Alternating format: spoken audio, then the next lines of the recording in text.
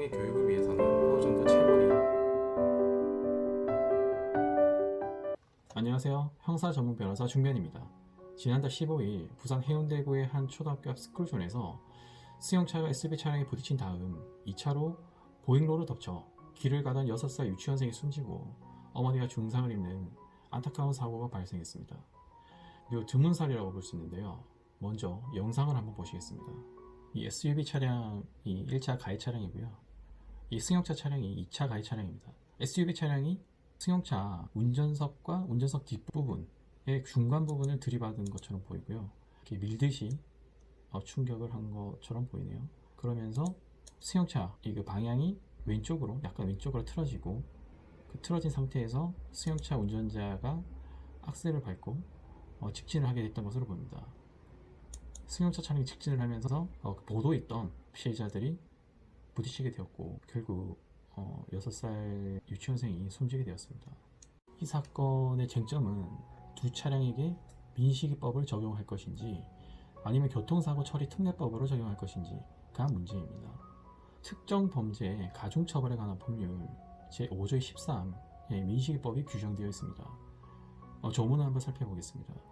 자동차의 운전자가 도로교통법 제12조 3항에 따른 어린이 보호구역에서 같은 조 제1항에 따른 조치를 준수하고 어린이의 안전에 유의하면서 운전하여야 할 의무를 위반해서 어린이에게 교통사고를 범한 경우에는 가중처벌하도록 되어 있습니다. 먼저 도로교통법 제12조 1항에 따른 조치를 준수하라고 라고 되어 있는데 1항은 30km 이내로 통행속도를 제한할 수 있도록 되어 있습니다. 이 사건 사고 도로도 속도가 30km 이내로 규정되어 있습니다. 그러니까 30km 이내로 운전을 해야 되는 것입니다. 만약에 이 속도를 위반해서 사고가 나면 민식이법이 적용이 되는 것입니다. 두 번째, 민식이법이 있어서 어린이의 안전에 유의하면서 운전하여야 할 의무를 지고 있습니다. 이 두 가지 요건을 위반을 해서 두 가지 중에 또 하나를 위반을 해서 사고를 내는 경우 민식이법에 따라서 처벌을 받게 되는 것입니다.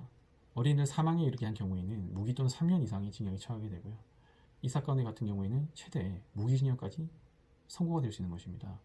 교통사고 처리 특례법 제3조 1항에 의하면 차의 운전자가 교통사고로 인해서 사람을 사망한 경우에는 5년 이하의 금고 또는 2천만 원 이하의 벌금에 처하도록 되어 있습니다. 그러니까 민식이법에 비해서 좀 경하게 규정되어 있습니다.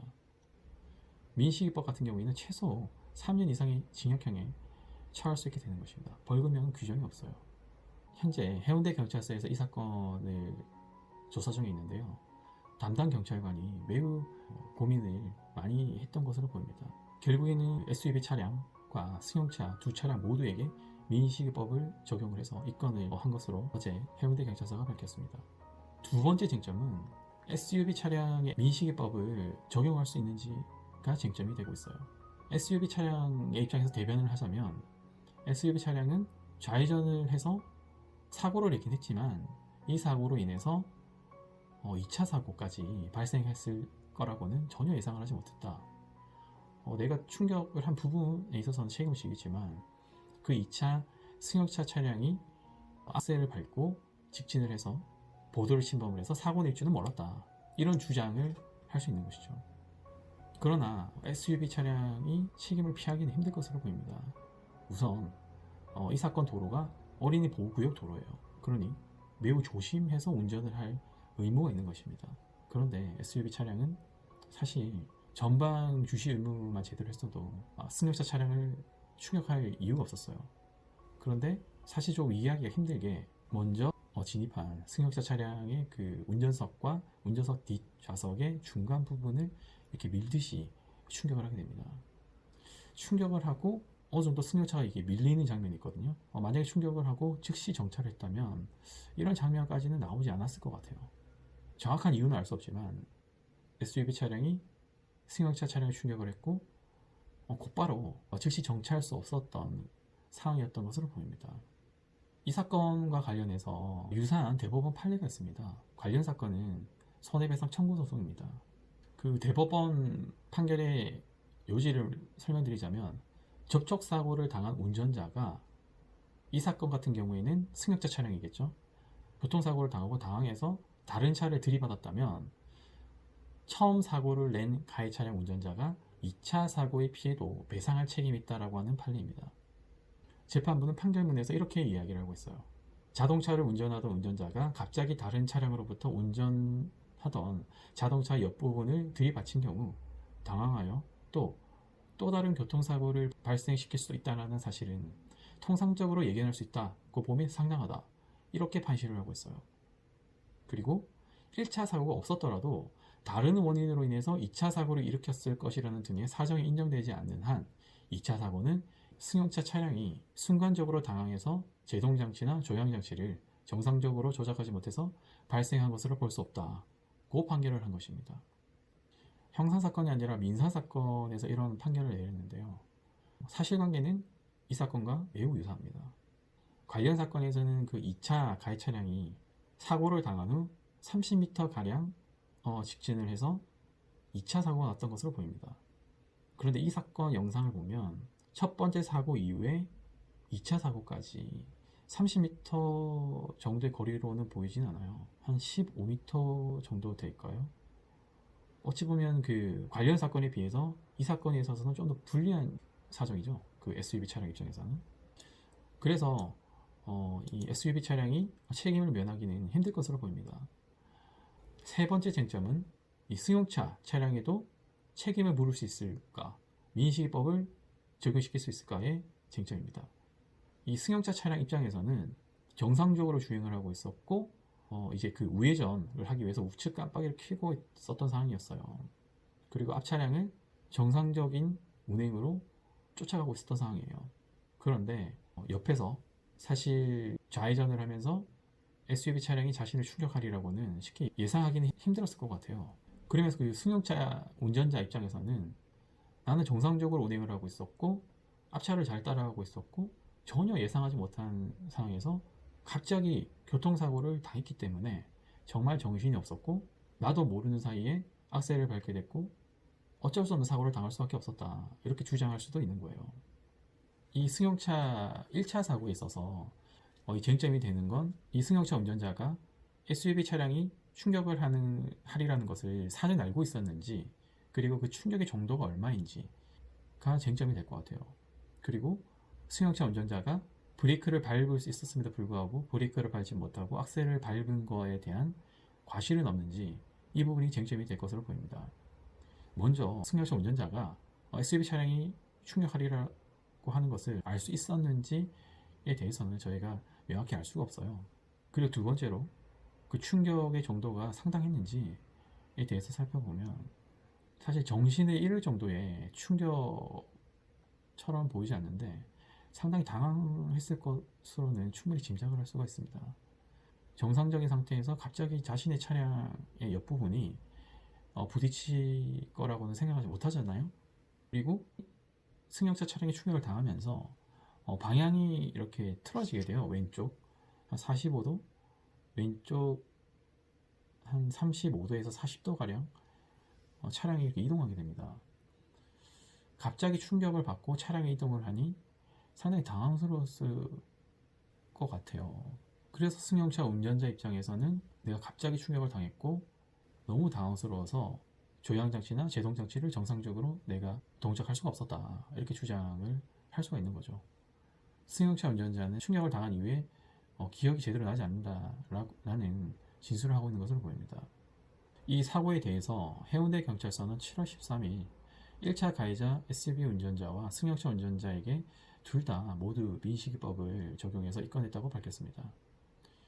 경찰은 SUV 차량을 단순한 교통사고 처리 특례법으로 처벌할지 아니면 민식이법을 적용을 해서 처벌을 할지 고심을 했을 것으로 보이는데 결국에는 민식이법을 적용했고요. 승용차 차량 같은 경우에는 충격을 당해서 도구로 이용이 됐을 뿐이지 1차 사고 충격 이후에 과실이 있다고 볼 수 없다. 승용차 차량의 경우에는 과연 이 승용차 차량에게 책임을 물을 수 있을지 없을지에 대한 고민을 많이 했을 것으로 보입니다. 1차 사고 이후 2차 사고가 발생함에 있어서 과실이 있었는지 등을 판단하기가 쉽지 않았을 것으로 보여요. 그런데 결국 경찰은 두 운전자 모두에게 민식이법을 적용을 해서 입건을 했습니다. 경찰 입장에서는 SUV 차량 운전자를 교통사고 처리 특례법으로 처리하거나 승용차 운전자를 혐의가 없다고 인정하기가 매우 부담스러웠을 거예요. 큰 이슈가 되었던 사안이고 매우 안타까운 사안이고 이목이 많이 집중되는 사건이란 말이에요. 이런 상황에서 경찰이 누군가에게 혐의가 없다거나 좀 더 경한 제명을 적용을 했다면 아마 비난을 받았을 가능성이 커요. 경찰은 국과수의 감정을 의뢰한 상태이고 이 결과가 나오는 대로 검찰을 송치하겠다고 말을 하고 있어요. 형사사건은 경찰, 검찰, 법원 순으로 넘어갑니다. 경찰에서 수사를 마무리해서 검찰로 송치를 하면 이제 검찰에서 수사를 하게 돼요. 사실 그 이후에는 공이 검찰로 넘어간 거예요. 검찰에서 계속 이 두 차량 운전자에게 민식이법을 적용할지 교통사고 처리 특례법을 적용할지는 정확히 알 수가 없어요. 계속 수사를 하면서 어떤 증거까지 드러나는지 이 관련자들의 진술이 어떻게 나오는지에 따라서 판단이 달라질 수밖에 없습니다. 제 개인적인 생각으로는 SUV 차량은 민식이법이 적용이 돼서 기소가 될 것 같아요. 승용차 차량 운전자 같은 경우에는 검찰에서 많이 고심을 할 거라 생각을 하는데 결국 검찰에서도 우선 민식이법으로 기소를 할 가능성이 좀 높지 않을까 개인적으로는 그렇게 생각을 하고 있습니다. 만약 검찰에서도 이 승용차 운전자에게 무혐의 처분을 한다면 여론의 그 비난으로부터 자유로울 수가 없어요. 우선 엄청난 비난을 받을 겁니다. 큰 사고가 발생을 했고 6살 유치원생이 사망했어요. 피해자 입장에서는 엄청난 평생 잊혀지지 않는 고통일 겁니다. 이런 상황에서 누군가에게 무혐의를 준다는 것은 매우 부담스러울 수밖에 없어요. 그리고 그 SUV 차량과 승용차 차량 이 사건을 대비를 할 때 서로에게 책임을 전가하는 식의 이런 대비는 제 개인적인 의견으로는 바람직하지는 않을 것으로 보여요. 서로 책임을 전가하는 식으로 대응만 하다가는 매우 인상이 안 좋아질 수 있습니다. 우선 사고가 발생을 했고 어린이 보호구역 도로였고 어린이가 사망을 했어요. 우선 피해자에게 사과하고 용서를 구하는 것이 우선입니다. 잘잘못을 따지는 것은 그 이후에도 늦지 않아요. 피해자들에게 용서를 받을 수 있을지는 모르겠는데 용서를 받기 위해서 최선을 다해서 우선 노력을 해야 되지 않을까 싶습니다. 최근 부산에서 이런 큰 교통사고가 발생해서 매우 안타까운데요. 사실 누구에게나 이런 상황이 발생할 수 있어요. 자칫 휴대폰을 보거나 딴짓을 하면 전방에 있는 차량을 보지 못하고 충격을 하게 되는 경우가 발생할 수 있어요. 그리고 운전을 하다 보면 신경 써야 될 게 너무 많습니다. 신호도 봐야 되고 앞 차량도 봐야 되고 보행자도 봐야 되고 혹시 속도 위반한 것은 아닌지 봐야 되고 정말 신경 쓸 게 많아요. 그러면 자칫 어린이 보호구역 도로인지를 알지 못한 채 운전을 하게 되는 경우도 있습니다. 어린이 보호구역 도로인지 알지 못한 채 잠시 휴대폰을 보거나 딴 생각을 하다가 사고가 났고 충분히 날 수 있는 상황이잖아요. 그리고 나는 정상적으로 운전을 하고 있는데 갑자기 예상치 못하게 차량을 충격을 해서 사고가 나는 경우도 있어요. 예상치 못하게 사고가 나서 차량이 흔들리거나 내 신체에 큰 충격이 오는 경우에는 매우 당황할 수가 있어요. 평소에는 하지 않았던 행동들이 너무 당황스러우면 나올 수도 있어요. 그러면서 이 사건과 같이 브레이크를 밟아야 되는데 브레이크를 밟는다고 하는 것이 악셀을 밟고 내가 예상치 못한 사고로 이어질 수도 있는 거예요. 이 사건이 결국에는 어떻게 흘러갈지는 쉽게 예상하기가 힘듭니다. 2심, 3심까지 가게 될 가능성도 매우 높아요. 교통사고, 사망사고에 연루되었다는 것만 해도 매우 큰 부담이 됩니다. 그리고 경찰 조사를 받고 재판을 받는다는 것이 매우 큰 부담이 돼요. 정말 겪고 싶지 않습니다. 그러니까 이러한 상황을 만들지 않는 것이 가장 최선이겠죠. 조사를 받고 재판을 받고 결국엔 무죄가 나오거나 유죄가 나올 텐데 무죄가 나온다고 해서 이 사건으로 인한 충격이 가실 것 같지 않아요. 그리고 엄청난 고통의 시간이 따를 것으로 예상됩니다. 그리고 만약 유죄가 된다면 형사처벌을 받고 경우에 따라서 근거형이 선고돼서 교도소에서 수감생활을 해야 될 수도 있어요. 우리가 운전을 하면서 아주 사소한 이런 부주의로 인해서 엄청난 고통과 이런 대가를 치러야 된다면 정말 억울한 일이 될 수도 있어요. 그러니 이러한 사고가 나지 않도록 다들 항상 안전운전을 해서 어떤 경우에 처하더라도 최소한 나의 안전과 타인의 안전을 지킬 수 있는 따라서 항상 안전운전을 하시고요. 어떤 상황에 처하더라도 큰 대형 사고를 막을 수 있을 정도의 항상 대비는 하시면서 운전을 하셔야 됩니다. 그렇지 않으면 누구도 예상치 못하게 이 사건과 같은 경우에 이를 수가 있어요.